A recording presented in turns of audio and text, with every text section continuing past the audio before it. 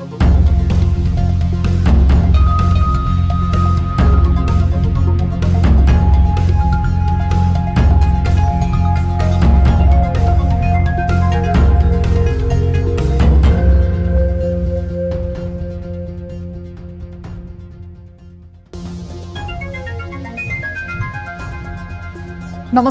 यो हो news 24 television 8 बजेको न्यूज बुलेटिनमा स्वागत छ। पेट्रोलियम पदार्थको मूल्य वृद्धि अचाक्लै भएको छ। यसले सबै क्षेत्रमा महँगी सिर्जना गरिरहेको छ। सरकार भन्छ अन्तर्राष्ट्रिय बजारमा बढेपछि मूल्य बढाइएको हो। सरकारको भनाइ गलत होइन। विश्व बजारमा इन्धनको मूल्य आकाशिएकै हो, तर भारतसँग करिब 90 रुपैयाँमा किनेर नेपालमा 150 रुपैयाँमा पेट्रोल बेच्दा घाटा कसरी हुन्छ भन्ने प्रश्न टड्कारो भएको छ। सरकारले पेट्रोलियम पदार्थमा अनेकन शीर्षकमा कर असुल्दै गएको छ।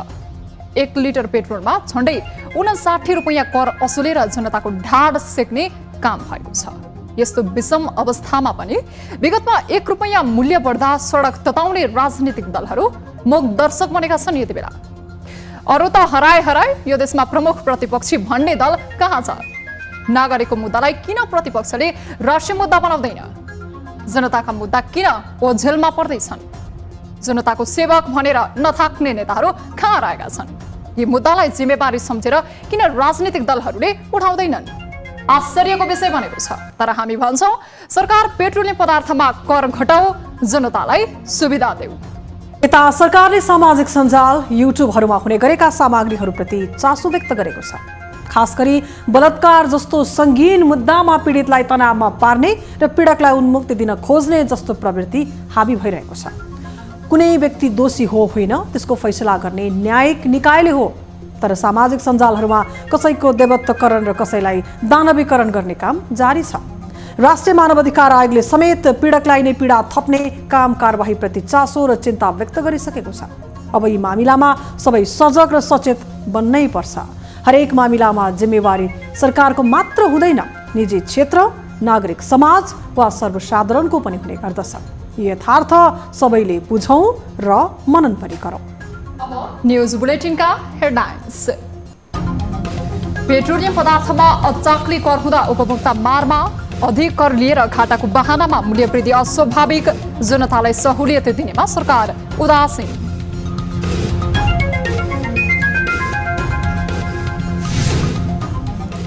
माओवादीमा एमसीसी प्रकरणले मनमुटाव बढ्दो, प्रचण्डद्वारा गठबन्धन सभामुख जोगाएको भन्दै निर्णयको बचाउ, नेता नारायण काजी श्रेष्ठ अध्यक्ष विरुद्ध भने आक्रामक।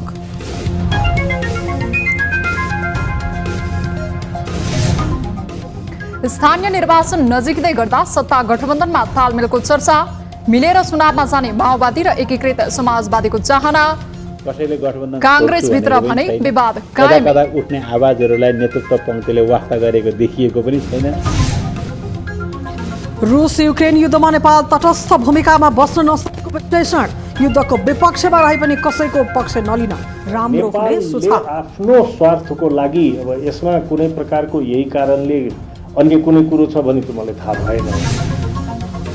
र युक्रेन स्थित युरोपकै ठूलो आणविक ऊर्जा केन्द्र रुसी नियन्त्रणमा, अन्तर्राष्ट्रिय समुदायबाट भर्सना, मस्कोले पुरै महादेशको सुरक्षा जोखिममा पारिदिएको आरोप।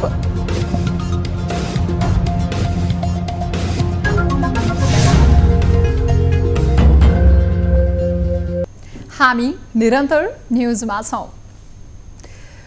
नेपाल आयल निगम भन्छ पेट्रोलियम पदार्थमा घाटा भयो, मासिक अरबौंको नोक्सानी छ। अवस्था यस्तो छ त? छाड्दै छैन। भारतसँग किनेको भन्दा झण्डै दोब्बरमा बेच्दा पनि घाटा हुन्छ हुँदैन? आयल निगम सरकार नियन्त्रित सार्वजनिक संस्थान हो। यो सरकारकै एउटा हिस्सा हो।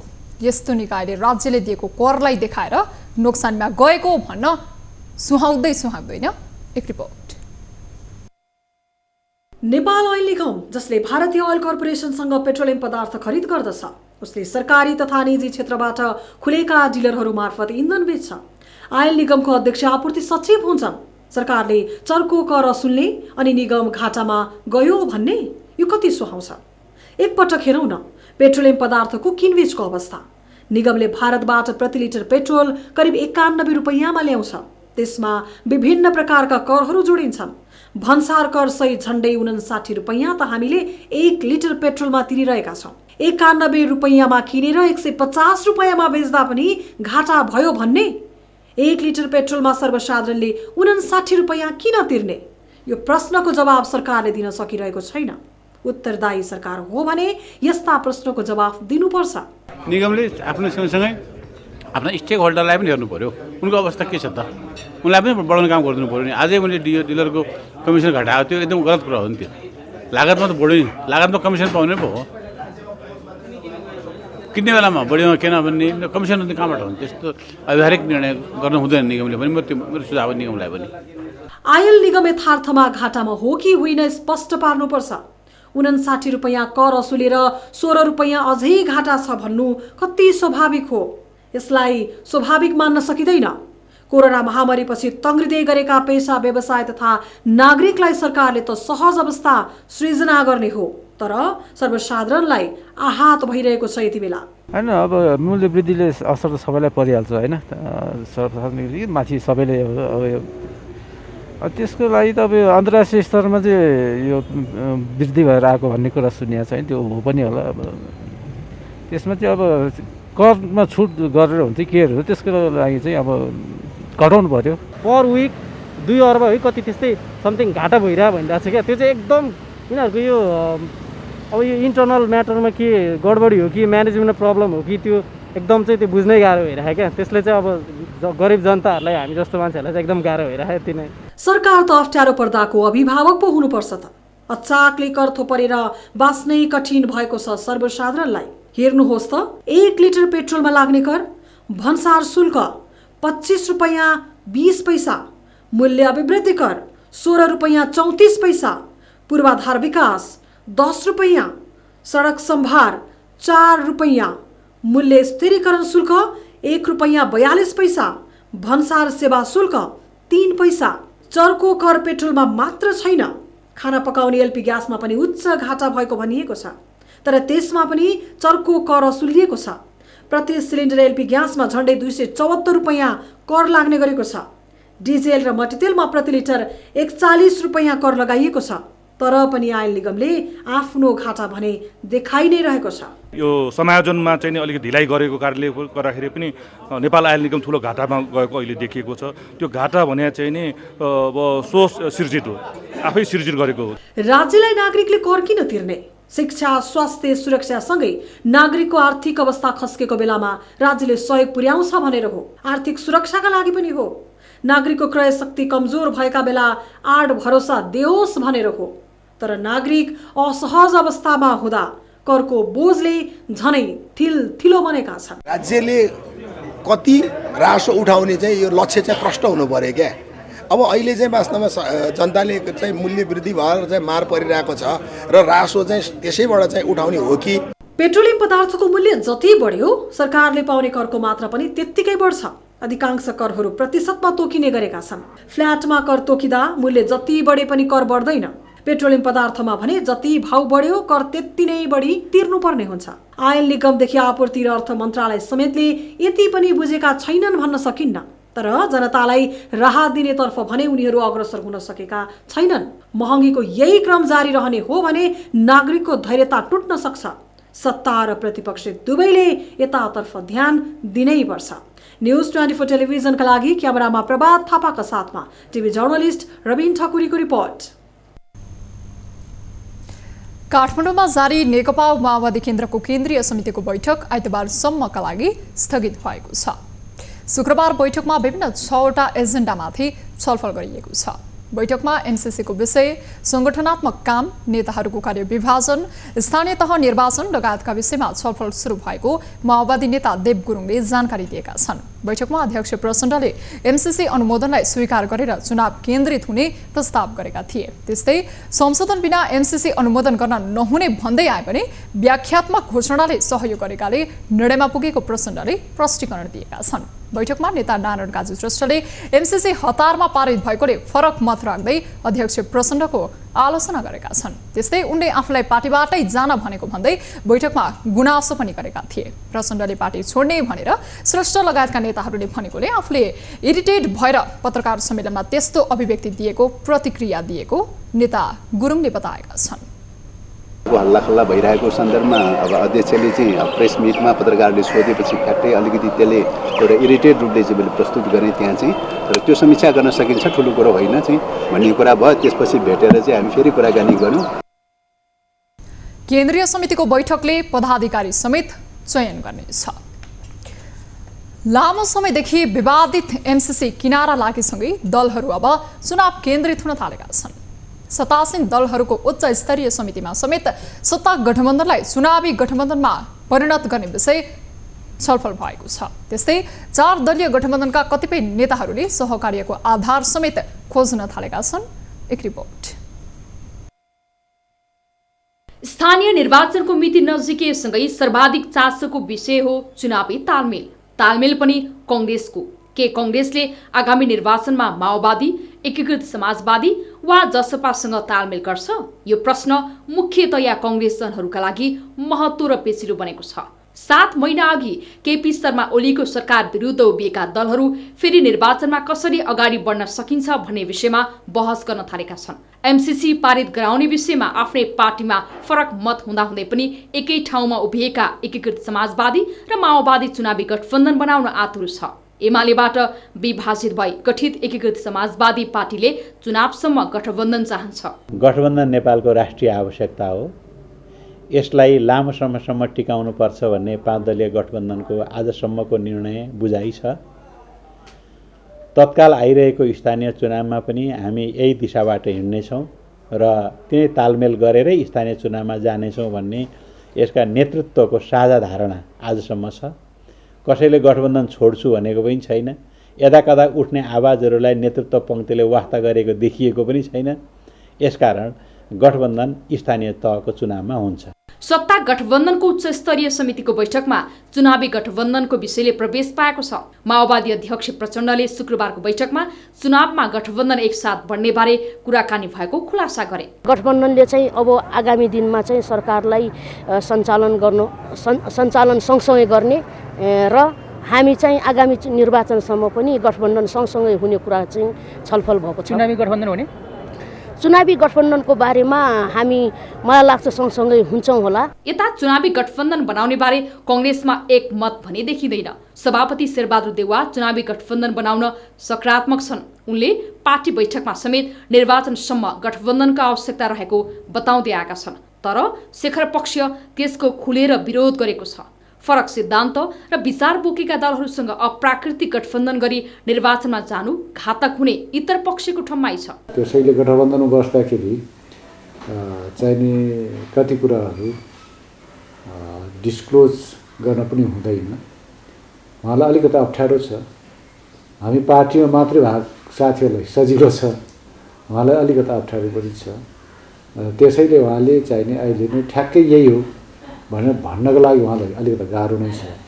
तर सैद्धान्तिक रूपमा आदर्शको सिद्धान्तको कुरा गर्दाखेरि उहाँ र हाम्रो कुरा एउटै हो। फेरि पार्टी सभापतिज्यू र हाम्रो कुरा एउटै हुन्छ। यस अघि निर्वाचनको मुखमा मिलेका वाम पार्टी विभाजनको फाइदा लिने योजनामा कांग्रेस छ।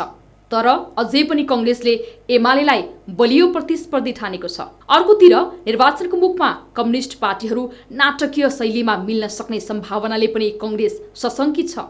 आफू कमजोर रहेको केही स्थानमा चुनावी सहकार्य गर्नुपर्ने रणनीति कांग्रेसको हुन सक्नेछ। एमसीसी पारित गर्दा एक मत भएका दलहरूबीच आगामी निर्वाचनमा के कस्तो सहकार्य होला चासोको विषय बनेको छ। न्यूज 24 टेलिभिजनका लागि क्यामेरामा मदन सापकोटा र सुनिल गुरुङको साथमा टिभी जर्नलिस्ट पुष्पा शर्माको रिपोर्ट। हामी निरन्तर न्यूजमा छौं। नेपाली कांग्रेसका महामन्त्री गगन थापाले उत्तेजनाको राजनीति देश र समाजका लागि घातक हुने बताएका छन्। नेपाली कांग्रेस माधि गाउँपालिका कार्य समिति कास्कीद्वारा आयोजित 2 दिवसीय अगुवा कार्यकर्ता भेलाको उद्घाटन गर्दै उनले कम्युनिस्टहरूले उत्तेजनाको राजनीति गरिरहेको आरोप लगाए। एमसीसी सम्झौतामा कम्युनिस्टले दोहोरो भूमिका खेलेर जनतालाई उत्तेजित बनाएको उल्लेख गर्दै उनले कांग्रेस सभापति एवं प्रधानमन्त्री शेरबहादुर देउवाले यति ठूलो परियोजनामा सबैलाई मिलाउन सफल बनेको समेत दावी गरे। महामन्त्री थापाले जनताबीच कांग्रेसको परिचय फरक रहेको उल्लेख गर्दै कांग्रेसले सधैँ उत्तेजना फैलाउने नभए चेतना फैलाउने भड्काउने नभए मिलाउने जस्ता चरित्र देखाउँदै आएको पनि बताए। उनले चुनावमा तालमेल गर्ने कि नगर्ने भन्ने विषय स्थानीय कमिटीकै भएको पनि बताएका छन्। कांग्रेसमा सानो क्षेत्रलाई बेवास्ता गर्दा चुनावको नतिजामा ठूलो परिवर्तन आएका कारण विशेष योजनाका साथ चुनावमा जाने पनि बताए। सकेसम्म हामीले ऋण कम लिने, हामीले लगानी भित्राउनु र हामीले सक्छ भने अनुदान लिने भन्ने कुराको नेपालको घोषित नीति। त्यही नीति अनुरूप 62-63 साल पछाडि हामीले भारतसँग कुराकानी गर्यौँ। भारतलाई हामी बाटो बनाउन चाहन्छौँ। यदि भारत तिमीले हामीलाई साँच्चैको मद्दत गर्न चाहन्छौ भनेदेखि भने यो बाटोमा तिमीले पैसा हाल्नुहोस्। भारतले पैसा हाले भुलाकी राजमार्ग, तर हामीले सही ढङ्गले सदुपयोग गर्न सकेनौँ। अझै वर्षौँदेखि बनिरहेको छ। महामन्त्री थापाले आसन्न निर्वाचनका लागि पार्टी संगठनलाई मजबुत बनाउँदै अघि बढ्न कार्यकर्तालाई आग्रह समेत गरेका छन्।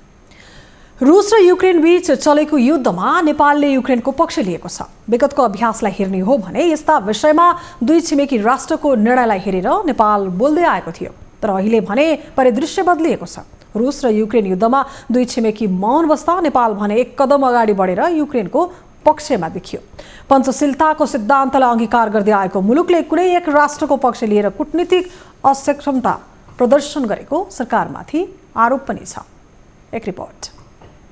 युक्रेन विरुद्ध रुसले गरेको आक्रमणको विपक्षमा नेपाल खरो रूपमा उभिएको छ।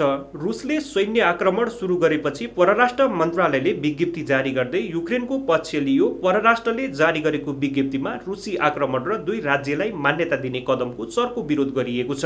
त्यसयता नेपाल निरन्तर राष्ट्रसङ्घका फोरममा युक्रेनको पक्षमा उभिँदै आएको छ। राष्ट्रसङ्घमा भएको मतदानमा पनि नेपालले युक्रेनको पक्षमा मतदान गर्यो। मतदानमा परिषदका 47 सदस्य राष्ट्रमध्ये प्रस्तावको पक्षमा 29, विपक्षमा 5 र 13 राष्ट्र तटस्थ बसे, जसमध्ये भारत तटस्थ र चीन विपक्षमा उभियो। दुई छिमेकी मुलुकले धारणा सार्वजनिक गर्नुभन्दा पहिले नै नेपाल बोल्न पुग्यो।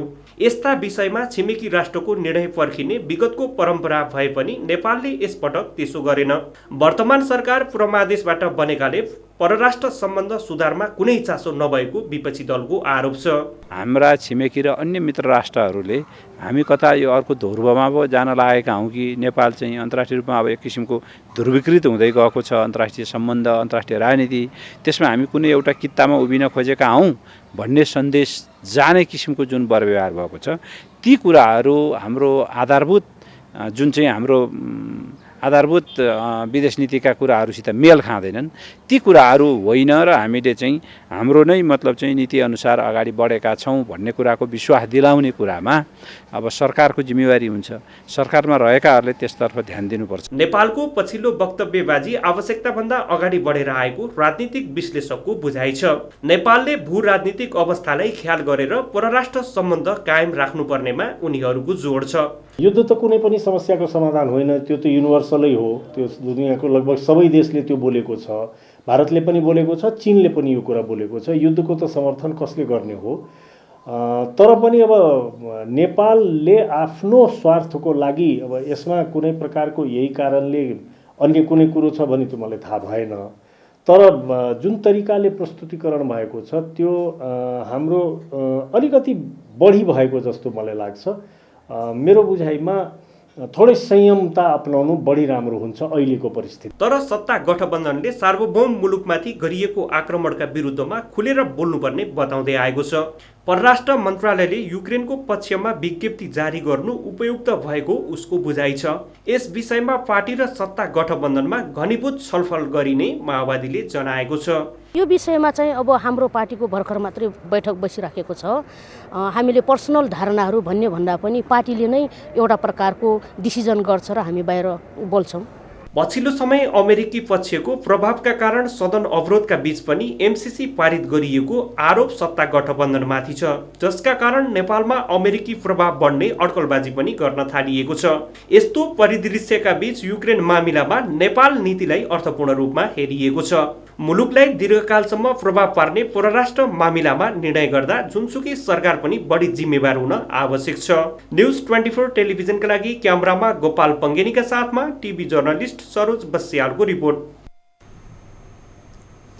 एमसीसी सम्झौता विरुद्ध साना वामपन्थी दलले शुक्रबार राजधानीमा विरोध कार्यक्रम आयोजना गरे। खुला मञ्चमा विरोध सभा आयोजना गर्नु अघि वामपन्थी दलहरूले विरोध र्याली निकालेको हो। विरोध सभालाई सम्बोधन गर्दै नेपाल कम्युनिस्ट पार्टीका महासचिव नेत्र विक्रमचन्द्र विप्लवले एमसीसी कुनै विकास अनुदान नभएर विकासको नाममा आएको साम्राज्यवादी हस्तक्षेप भएको दावी गरे। महासचिव विप्लवले एमसीसी कुनै पनि हालतमा लागू हुन नदिने र खारेज गरेरै छाड्ने पनि बताए। उनले आफूलाई प्रजातन्त्रवादी भन्नेहरू, अझ कम्युनिस्ट भन्नेहरू, हँसिया हतौडाको बिल्ला भिरेकाहरूले देशलाई घात गरेको आरोप लगाए। महासचिव विप्लवले कांग्रेस र कम्युनिस्ट नेताले देशलाई संसदबाट बेच्न खोजिरहेको आरोप पनि लगाए। कांग्रेसले गरेको राष्ट्रघाती कदमले जनतालाई आक्रोशित बनाएको भन्दै यसको जवाफ निर्वाचनमा पाउने बताए।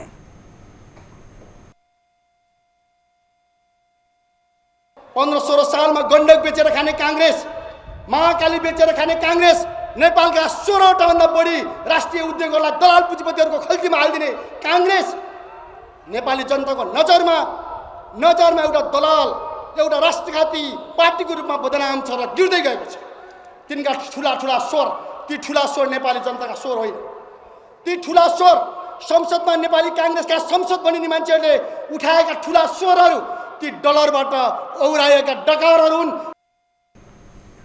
त्यस्तै उनले एमसीसी पारित भएको फागुन 15 गतेलाई कालो दिनको संज्ञा दिए। गृहमन्त्री बालकृष्ण खाडले मुलुक संघीय लोकतान्त्रिक गणतन्त्रबाट पछाडि फर्किन नसक्ने बताएका छन्। उनले संविधानमा केही कमी कमजोरी भए त्यसलाई सुधार्ने र परिष्कृत गरेर अगाडि बढ्न सकिने तर संघीयताबाट पछि हट्न नसक्ने बताए।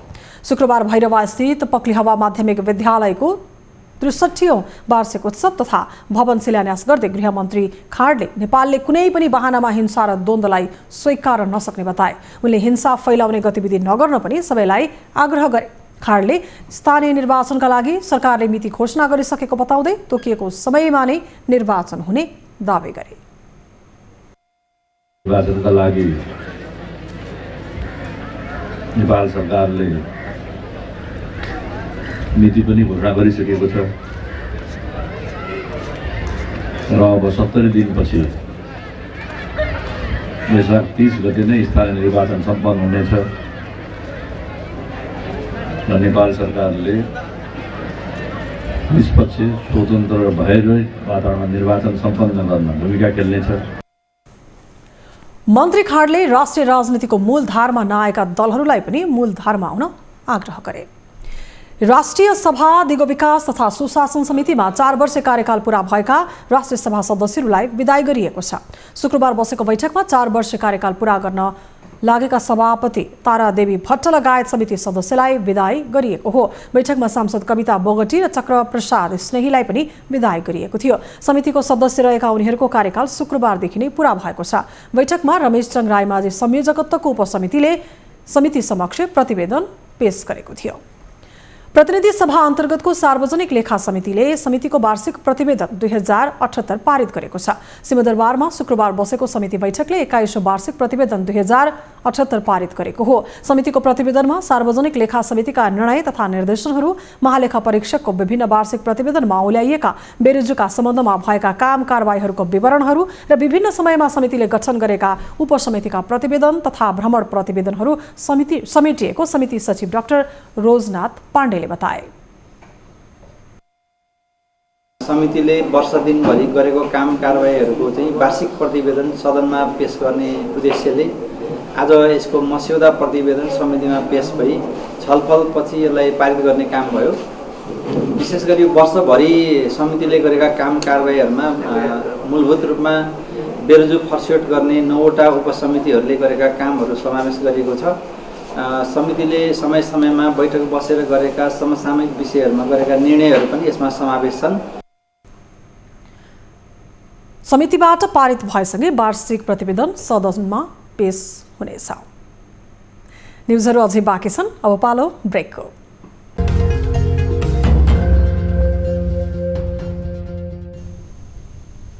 हामी निरन्तर न्युजमा छौं। काठमाडौँ उपत्यकामा कोभिड-19 संक्रमणका कारण लगाइएको आंशिक निषेधाज्ञा पूर्ण रूपमा हटेको छ। शुक्रबार जिल्ला प्रशासन कार्यालय काठमाडौँले विज्ञप्ति जारी गर्दै पूर्ण रूपमा प्रतिबन्धात्मक व्यवस्था हटाइएको जनाएको छ। गत माघ 23 गतेदेखि आंशिक रूपमा स्मार्ट लकडाउन गरिएको थियो। जिल्ला प्रशासन कार्यालय काठमाडौँले माघ 23 गतेदेखि आमसभा, जुलुस, भेला र मेला बाहेकका कार्य खुकुलो बनाएको थियो। सपिङ मल, डिपार्टमेन्ट स्टोर आदि स्थानमा जाँदा खोप कार्ड अनिवार्य बोक्नु पर्दथ्यो। त्यस्तै फागुन 1 गतेदेखि डान्स बार, दोहोरी, नाचघर, लाउन्ज, पब, क्लब जस्ता रात्रिकालीन व्यवसायहरू राति 10 बजेसम्म मात्र सञ्चालन गर्न पाइन्थ्यो। ललितपुर महानगरपालिकाले विभिन्न क्षेत्रलाई धूम्रपान निषेधित क्षेत्र घोषणा गरेको छ। महानगरले शुक्रबार एक कार्यक्रमको आयोजना गर्दै ललितपुरको पाटन दरबार स्क्वायर, पोलचोक, गाहिटी पार्क र जाब्राखेल चोक क्षेत्रलाई धूम्रपान निषेधित क्षेत्र घोषणा गरेको हो। धूम्रपान नगरौं, स्वस्थ रहौं भन्ने नाराका साथ महानगरले ती क्षेत्रलाई धूम्रपान निषेधित क्षेत्र घोषणा गरेको ललितपुर महानगरपालिकाले जनाएको छ। महानगर प्रमुख चेरीबाबु महर्जनले यसअघि नै ललितपुरका केही क्षेत्रलाई धूम्रपान निषेधित घोषणा गर्ने तयारी गरे पनि कोरोना महामारीका कारण ढिलाइ हुन गएको बताएका छन्। स्मोकिङ किल्स भन्ने जुन सिद्धान्त छ, भनाइ छ, त्यो चाहिँ एकदमै 100% करेक्ट छ र मेरो आयु पनि सम्भवतः लामै हुन्छ होला र म चाहिँ निश्चित तपाईँले ठोक्किएर भन्न चाहन्छु, यहाँहरूले पनि कसैले पनि स्मोकिङ नगर्नुहोस्, चुरोट नखानुहोस्, धुम्रपान नगर्नुहोस्। महानगरले निषेधित क्षेत्रमा धूम्रपान गरेमा सम्झाइ बुझाइ गर्ने र त्यसपछि भने कारबाही स्वरूप जरिवाना गर्ने बताएको छ। धूम्रपान निषेधित क्षेत्रमा नियमित ललितपुरका नगर प्रहरी परिचालित गरिने महानगरले जनाएको छ। कुनै समय पैदल यात्रा गर्ने यात्रुहरूका लागि विश्राम तथा बास बस्ने प्रयोजनार्थ बाटोमा निर्माण गरिएका पार्टी, पौवा तथा धर्मशालाहरू बढ्दो आधुनिकीकरणसँगै लोप हुन थालेका छन्। परापूर्व कालदेखि पुर्खाको चिनारीको रूपमा रहेका पार्टी पौवा तथा ढुङ्गेधारा पँधेराहरू अहिले आधुनिक जीवनशैली लगायतका कारण हराउँदै गएका छन्। एक रिपोर्ट। परापूर्व कालमा बटुवाहरूको सहजताका लागि गाउँघरतिर बाटो छेउछाउमा बनाइएका पार्टी पौवा हराउन थालेका छन्। केही दशक पहिले पनि आवत जावतका लागि सडक यातायात तथा बसोबासका लागि होटेल, रेस्टुराँहरू पर्याप्त थिएनन्। एक ठाउँबाट अर्को ठाउँमा जाँदा बीच बाटोमै बास बस्नु पर्थ्यो। सोही कारण बटुवाहरूको सहजताका लागि बाटो छेउमै पार्टी पौवा बनाइन्थ्यो। तर अहिले सडक यातायातको पहुँच तथा आधुनिक होटेल, रेस्टुराँ खुलेसँगै इतिहास बोकेका पार्टी पौवा मासिएका हुन्। जोगीहरू बस्ने, बाटुवाहरू बस्ने आदि इत्यादि सबै थियो, तर अहिले मासिँदै गयो। यो अहिले सायद यो अहिलेको यो विकासले नै हो कि र मानिसहरूमा अलिकति परिवर्तन हुँदै गयो र अहिले चाहिँ यो नासिँदै गछ। आधुनिकीकरणसँगै सडक यातायात तथा होटेल, रेस्टुराँ खुलेका क्षेत्रहरूमा पार्टी पौवा जस्तै यात्रु प्रतीक्षालय नबनाइएको पनि होइन, तर तिनमा परम्परागत मौलिकता झल्किएको पाइँदैन। समयसँगै गाउँठाउँको विकास हुनु सकारात्मक पक्ष भए पनि पुर्खाहरूको इतिहास बोकेका सम्पदाहरू जोगाउनु पर्ने स्थानीयको भनाइ छ। बस आएपछि चढेर जाने, अर्को थरी आएर बस्ने यो क्रम चाहिँ भइरहेको छ। यसले चाहिँ त्यो पुरानो जुन मौलिक हाम्रो पार्टी पौवाहरू हो त्यसको त केही सम्झनै हुँदैन। विकास निर्माणको नाममा पुर्खाहरूको चिनारी नै ध्वस्त बनाइएको आरोप स्थानीयको छ। तर जनप्रतिनिधि भने बढ्दो आधुनिकीकरणसँगै युवा पुस्ताको आकर्षण नदेखिएका कारण सम्पदा संरक्षणमा कठिनाई भएको बताउँछन्। यद्यपि सबै सरकारवालाहरूसँग समन्वय गर्दै संरक्षणको प्रयास जारी रहेको उनीहरूको भनाइ छ। हाम्रा पुर्खाले के गरे भन्ने कुरालाई हामीले बिर्सिने गयौँ भने हामीले गरेका विषयहरू पनि भोलिको पिँढीले बिर्सिन सक्छ। त्यसकारणले यी विषयहरूको चाहिँ गम्भीरतालाई बुझेर, यिनको महत्त्वलाई बुझेर हामीले ती कुराहरूलाई हामीले संरक्षण गर्नुपर्दछ। समय र प्रविधिको विकाससँगै मानिसलाई सुख सुविधा भएको छ, तर ग्रामीण पहिचान, परिवेश र सुन्दरतासँग जोडिएका परम्परागत पार्टी पौवा तथा ढुङ्गे धारा पँधेरा संरक्षणमा ध्यान दिनु पनि जरुरी छ। सम्पदाहरूको संरक्षणले मात्र हाम्रो परम्परा, रहनसहन तथा कला संस्कृतिलाई जीवन्त राख्नेछ। न्युज 24 टेलिभिजनका लागि लमजुङबाट टिभी जर्नलिस्ट श्याम शीतल परियारको रिपोर्ट। अख्तियार दुरुपयोग अनुसन्धान आयोगले बागलुङ बस पार्क जग्गा व्यवस्थापनको काममा 5,90,000 अनियमितता भएको ठहर गर्दै विशेष अदालतमा मुद्दा दर्ता गरेको छ। आयोगले अनियमितता भएको भन्दै बागलुङ नगरपालिकाका तत्कालीन प्राविधिक प्रमुख दयाराम अधिकारी सहित 8 जना विरुद्ध विशेष अदालत काठमाडौँमा मुद्दा दायर गरेको छ। मुद्दा दायर भएसँगै बागलुङ नगरपालिकाका उपमेयर सुरेन्द्र खड्का र बागलुङ नगरपालिका वडा नम्बर 4 का वडा अध्यक्ष ध्रुव केसी पदीय जिम्मेवारीबाट निलम्बित भएका छन्। जिल्लामा धेरै भ्रष्टाचार र व्यथिति रहेको हुँदा त्यसमा समेत नजर पुर्याउन उपभोक्ता अधिकारमीहरूको माग छ। अख्तियारले स्थिर गरेर एकदम राम्रोसँग केलाइ गरेर सट्टे अब चाहिँ जुन चाहिँ भ्रष्टाचार गरेछ त्यसलाई चाहिँ कारबाही गर्नुपर्छ र चाहिँ नगरेको भए त्यसलाई चाहिँ अब चाहिँ रिहे गर्नुपर्छ भन्ने हाम्रो राष्ट्रिय उपभोक्ता मञ्चको ठहर छ। स्थानीय तहका जनप्रतिनिधिको कार्यकाल सम्पन्न हुनै लाग्दा भ्रष्टाचारको यो घटना सतहमा आएको हो। हामी निरन्तर न्युजमा छौं। अब हेल्थ न्युज।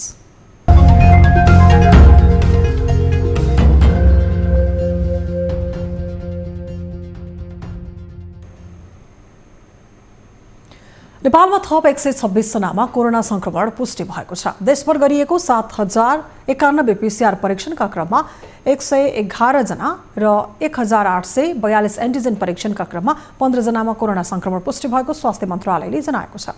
त्यस्तै कोरोनाका कारण थप 1 जनाको मृत्यु भएको छ। हालसम्म नेपालमा कोरोनाका कारण 11945 जनाको मृत्यु भएको छ। त्यस्तै थप 385 संक्रमित निको हुँदा हालसम्म नेपालमा 9,58,193 जना निको भएका छन्। हाल नेपालमा 7242 सक्रिय संक्रमित आइसोलेसनमा र 106 जना क्वारेन्टिनमा रहेको पनि मन्त्रालयले जनाएको छ। विराटनगर स्थित कोशी अस्पतालमा 5 महिने शिशुको मृत्युपछि स्थानीयले अस्पतालको आकस्मिक कक्षमा तोडफोड गरेका छन्। उपचारको क्रममा विराटनगर महानगरपालिका 6 ब्रह्मपुराका शिशुको चिकित्सकको लापरवाहीले मृत्यु भएको भन्दै स्थानीयले तोडफोड गरेका थिए। मृतक शिशुका आफन्त र स्थानीयले विवाद गरेपछि कोशी अस्पतालमा केही बेर तनावग्रस्त नै स्थिति रह्यो। भिड नियन्त्रण गर्न नेपाल प्रहरी र सशस्त्र प्रहरी परिचालन गरिएको थियो। शिशुको मृत्युपछि तोडफोड हुँदा केही घण्टा आकस्मिक कक्ष बन्द नै गरिएको थियो। शिशुका आफन्तले सामान्य बिरामी भएर ल्याएको र अस्पतालको लापरवाहीका कारण मृत्यु भएको भन्दै आक्रोश व्यक्त गरेका छन्।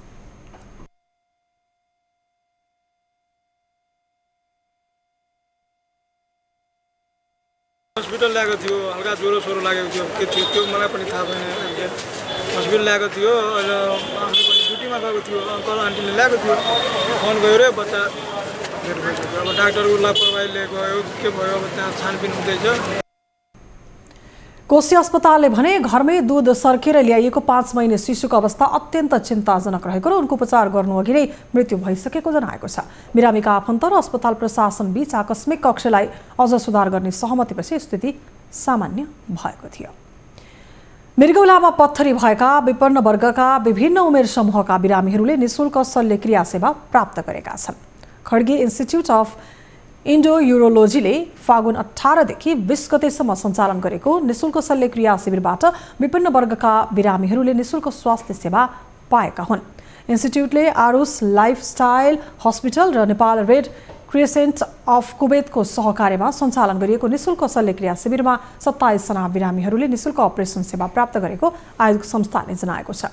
नेपालमा पछिल्लो समयमा मृगौलामा पत्थरी भएको विपन्न वर्गका परिवारका बिरामीहरूले महँगो उपचार गर्न नसकेको अवस्थामा निशुल्क शल्यक्रिया शिविर सञ्चालन गरेको खड्के इन्स्टिच्युट अफ इन्डो युरोलोजीका निर्देशक डाक्टर सञ्जीव खड्केले जानकारी दिएका छन्। निशुल्क शल्यक्रिया शिविरमा 23 वर्ष उमेरदेखि 66 सम्मका 15 पुरुष र 12 जना महिलाले स्वास्थ्य सेवाबाट लाभान्वित बनेका थिए। मिनी पिसिएल प्रविधिबाट गरिएको सो शल्यक्रिया शिविरमा 10 mm देखि 47 mm सम्मको पत्थरीको अपरेसन गरिएको चिकित्सक खड्केले बताए। विपन्न वर्गका परिवारका बिरामीहरूलाई आगामी दिनमा पनि सहुलियत उपचार गरिने खड्के इन्स्टिच्युट अफ इन्डो युरोलोजीले जनाएको छ। नेपालमा पछिल्लो समय मृगौला रोगीहरूको संख्या बढ्दो छ। विपन्न वर्गका बिरामी मृगौलाको समस्याबाट बढी समस्यामा पर्ने गरेका छन्। अब बिजनेस न्यूज।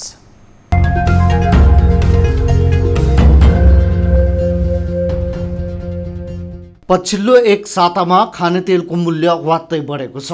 विशेष गरेर सनफ्लावर र सोयाबिन तेलको मूल्य अत्याधिक रूपमा बढेको हो।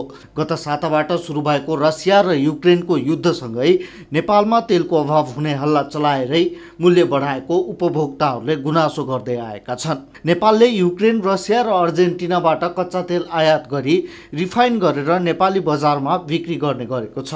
भन्सार विभागको तथ्याङ्क अनुसार चालु आर्थिक वर्षको पहिलो 7 महिनामा युक्रेनबाट 9 अर्ब 51 करोड 63 लाखको तेलको कच्चा पदार्थ आयात भएको छ। यस्तै रसियाबाट 2 अर्ब 58 करोड 75 लाख र अर्जेन्टिनाबाट 26 करोड 51 लाख रुपैयाँ बराबरको तेलको कच्चा पदार्थ आयात भएको छ। रसिया युक्रेन युद्धसँगै अब बजारमा खाने तेलको मूल्य बढ्ने भन्ने र अभाव हुने भन्दै व्यापारीहरूले बजारमा कृत्रिम अभाव सिर्जना गराएर मूल्य वृद्धि गर्दै उपभोक्तालाई प्रत्यक्ष मारमा पारेका छन्। कोरोना संक्रमण सुरु भएता सबैभन्दा बढी प्रभावित बनेको पर्यटन क्षेत्रले सर्वाधिक पुनर्कर्जा प्राप्त गरेको छ। नेपाल राष्ट्र बैंकका अनुसार चालु आर्थिक वर्षको माघ मसान्तसम्ममा ग्राहक ऋणी अनुसार स्वीकृत गरिएको पुनर्कर्जाको क्षेत्रगत विवरणमा पर्यटन क्षेत्र सबैभन्दा अगाडि देखिएको हो। माघ मसान्तसम्म स्वीकृत पुनर्कर्जा 13 अर्ब 63 करोड 65 लाख रुपैयाँ मध्ये पर्यटन क्षेत्रका लागि 49.97% रकम स्वीकृत भएको छ। त्यस्तै दोस्रोमा जल विद्युत क्षेत्रका लागि 23.76% रकम स्वीकृत भएको छ। यसैगरी उत्पादनमूलक क्षेत्रका लागि 8.82%, शिक्षा क्षेत्रका लागि 6.27%, अस्पताल क्षेत्रका लागि 5.4%, निर्माण व्यवसाय क्षेत्रका लागि 2.47%, खाद्य उत्पादनका लागि 1.47%, यातायातका लागि 1.12%, व्यापारका लागि 0.68% र कपडाका लागि 0.40% पुनर्कर्जा रकम स्वीकृत भएको राष्ट्र बैंकले जनाएको छ।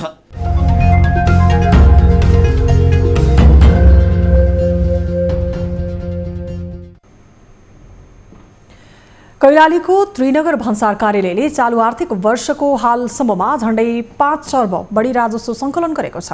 कुल 11 अर्ब 82 करोडको लक्ष्य तोकेको भन्सार कार्यालयले 7 महिनाको अवधिमा नै सो झण्डै 5 अर्ब 43 करोडसम्मको राजस्व सङ्कलन गर्न सफल भएको हो।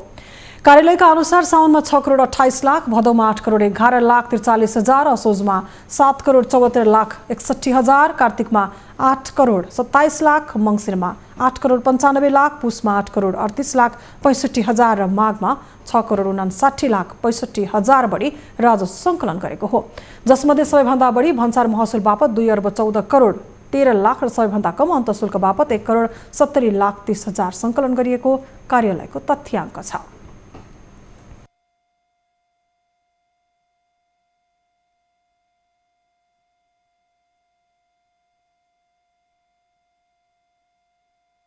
वार्षिक राजस्व चाहिँ 11 अर्ब 82 करोड राजस्व लक्ष्य थियो।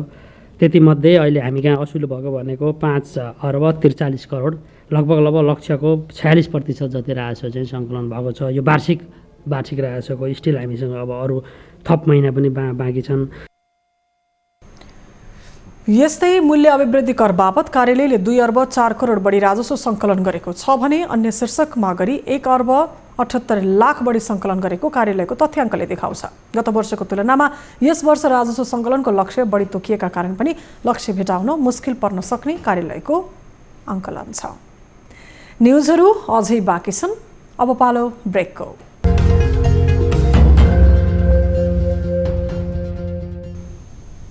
हामी निरन्तर न्युजमा छौँ।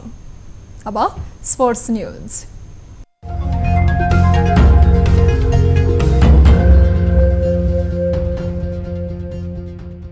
सर्वाधिक पुरस्कार राशिको Sudurpashchim Khaptad gold cup football अन्तर्गत शुक्रबार भएको खेलमा न्युरोड टिम एनआरटी पराजित भएको छ। धनगढी रङ्गशालामा भएको निकै प्रतिस्पर्धात्मक खेलमा एनआरटी बागमती युथ क्लबसँग पराजित भएको हो। निर्धारित समय 2-2 गोलको बराबरी भएपछि खेल पेनाल्टी सुटआउटमा गएको थियो। तर पेनाल्टी सुटआउटमा न्युरोड टिम बागमतीसँग 4-3 गोल अन्तरले पराजित भयो र प्रतियोगिताबाटै बाहिरियो। पेनाल्टीमा बागमतीका अमोल श्रेष्ठ, विजय घलान, हिमाल घलान र अनिल राणा मगरले गोल गरे भने सुमन राई पेनाल्टीमा चुके। यता एनआरटीका शिव गुरुङ, दिपेश घले र मेसुके ओलो मौले गोल गरे। तर आन्द्रे थियरी र सञ्जीव बिष्ट भने चुके। एनआरटीले 2 गोलको अग्रता जोगाउन सकेन। हारसँगै एनआरटी पहिलो खेलबाटै बाहिरिएको छ भने खेल जितेको बागमती क्वार्टर फाइनलमा पुगेको छ। 10 टिम सहभागी प्रतियोगिताको विजेताले 21 लाख नगद प्राप्त गर्नेछ। उपविजेता टोलीले 10 लाख पाउनेछ। युएईमा हुने आइसिसी विश्वकप क्रिकेट लिग 2 का लागि नेपाली राष्ट्रिय टिमको विदाय गरिएको छ। शुक्रबार काठमाडौँमा एक समारोहबीच खेलकुद मन्त्री महेश्वर गहतराजले नेपाली टिमको विदाय गरेका हुन्। नेपाली टोलीले सुरुमा श्रीलङ्कामा केही अभ्यास खेल खेल्नेछ। नेपाल श्रीलङ्काबाटै युएई जाने कार्यक्रम रहेको छ। त्रिकोणात्मक सिरिजका लागि नेपालबाट 16 खेलाडीलाई अन्तिम सूचीमा राखिएको छ। विदाय कार्यक्रममा मन्त्री गहतराजले खेल क्षेत्रको विकासका लागि सरकार गम्भीर भएर लागिरहेको बताए। यस क्षेत्रको विकास गर्ने एउटा मन्त्रीको हैसियतले नै, यसको जिम्मेदारी लिएको मन्त्रीको हैसियतले नै मैले सबभन्दा राम्रोसँग नजिकबाट बुझेको छु र म तपाईहरुसँगै छु यस मामिलामा। तपाईहरुले जे रिक्तताको अनुभूत गर्नुभएको छ, जे अभावको अनुभूत गर्नुभएको छ, त्यही सेरोफेरोमा र त्योभन्दा अझ बढी अनुभूत मैले गरेको छु। यसलाई कसरी परिपूर्ति गर्न सकिन्छ भन्ने सन्दर्भमा पुराका पुरा ध्यान केन्द्रित गरेर अगाडि बढिएको छ। त्यस्तै नेपाली राष्ट्रिय टिमका कप्तान सन्दीप लामिछानेले यसअघि देखिएका कमी कमजोरीलाई सुधार गर्दै उत्कृष्ट प्रदर्शन गर्ने बताए। नेपाली टिमले श्रीलङ्कामा 4वटा अभ्यास खेल खेल्नेछ। त्यसपछि टिम 14 मार्चमा युएई प्रस्थान गर्नेछ। युएईमा नेपालले घरेलु टिम र पीएनजीसँग त्रिकोणात्मक सिरिज खेल्नेछ। लिग 2 मा नेपालले अहिलेसम्म 8 खेलमा 4 जित र 4 मा हार बिहोरेको छ। रूपन्देही सुपर लिग अन्तर्गत शुक्रबारबाट डिभिजन ए का खेल सुरु भएका छन्। डिभिजन ए को पहिलो खेलमा एमसीसीले होराइजन क्रिकेट क्लबलाई 8 विकेटले पराजित गर्दै जित हात पारेको छ। सिद्धार्थ क्रिकेट रङ्गशालामा टस हारेर ब्याटिङको निम्ति पाएको होराइजन निर्धारित 50 ओभरको खेलमा 22 ओभरमै अल आउट हुँदै 51 रनमा समेटियो। होराइजनलाई सस्तेमा समेट्न एमसीसीका सिजाद आलम, रोशनलाल गुप्ता, रमेश कुर्मी र सन्तोष यादवले समान 2-2 तथा शिवकुमार मौर्यले 1 विकेट लिए। 52 रनको झिनो विजय लक्ष्य पछ्याएको एमसीसीले 13.3 ओभरमा 2 विकेट कमाउँदै लक्ष्य भेटायो। एमसीसीका लागि विजय प्रजापतिले नट आउट 17, सुशान्त थापाले 15, मेरनाल गुरुङले 10 र सबिन साकेले नट आउट 9 रन जोडे। एमसीसीका Roshanlal Gupta man of the match भए। अब शनिबार डिभिजन ए अन्तर्गत लुम्बिनी खुकुरी क्रिकेट क्लब र प्रोफेसनल मास्टर्स बीच प्रतिस्पर्धा हुनेछ।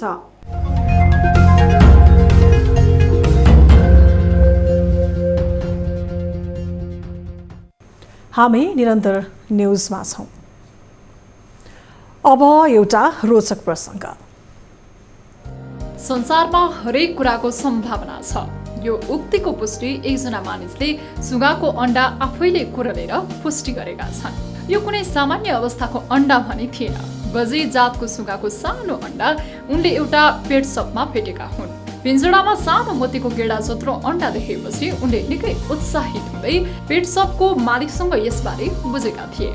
पेट सपका मालिकले अण्डा निकै गलिलो भएको र आमा सुगा भर्खरै बिक्री भएका कारण उक्त अण्डा फाल्ने बताए। तर उनले मोतीको गेडा भन्दा सानो अण्डालाई आफूले बच्चा कोराउन सक्छु कि सक्दिन होला भन्ने लाग्यो र अण्डा आफूसँगै लिएर गए। कोइला सलाइको बट्टामा राखे। त्यसपछि सही तापमान र वातावरण तयार पारेर राखे।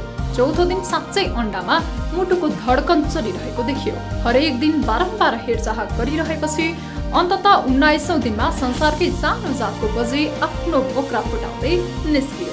यसलाई बचाइराख्न एउटा चुनौती थियो। तर उनले यसरी चम्चाबाटै दुध खुवाएर भए पनि हुर्काएरै छोडेका छन्। अहिले गजी नेदरल्यान्ड्समा आफ्ना बुबासँग स्वस्थ जीवनयापन गरिरहेको छ। अब वेदर अपडेट।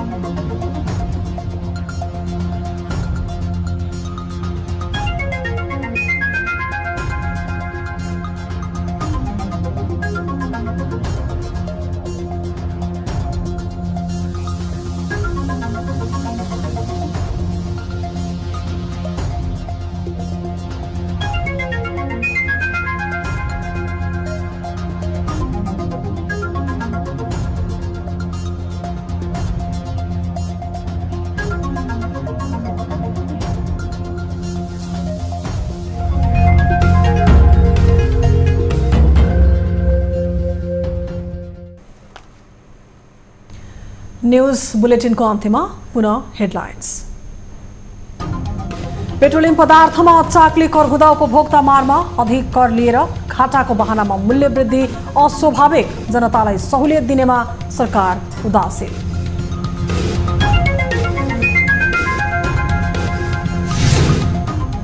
माओवादीमा एमसीसी प्रकरणले मनमुटाव बढ्दो, प्रचण्डद्वारा गठबन्धन र सभामुख जोगाएको भन्दै निर्णयको बचाउ, नेता नारायण काजी श्रेष्ठ अध्यक्ष विरुद्ध भने आक्रामक।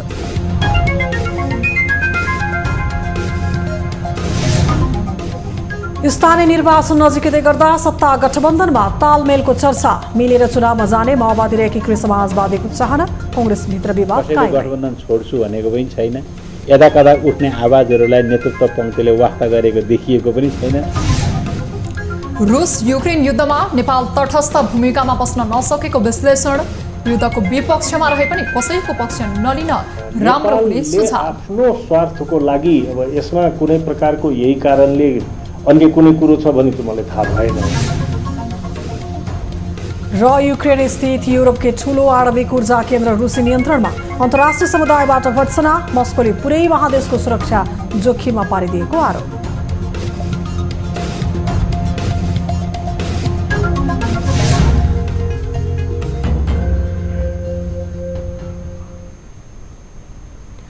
बेलुकी 8 बजेको न्युज बुलेटिन अहिलेलाई यति नै। जाँदा जाँदै ताली र गालीका लागि हामीले सोधेको प्रश्न।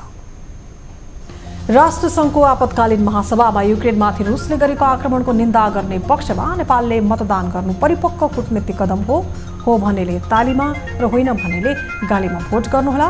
हाम्रो पात्रको एपमा गएर भोट गर्न सक्नुहुनेछ। थप न्युजका लागि हाम्रो वेबसाइट www.news24nepal.com हेर्नुहोला। साथै हामीलाई फेसबुक, ट्विटर र युट्युबमा पनि फलो गर्न सक्नुहुनेछ। त्यस्तै मोबाइल, भाइबर र इमेलबाट 24 हेल्प डेस्कमा कुनै समस्या या गुनासो भए सम्पर्क गर्न सक्नुहुनेछ। हामी निरन्तर न्युजमा छौँ। नमस्ते।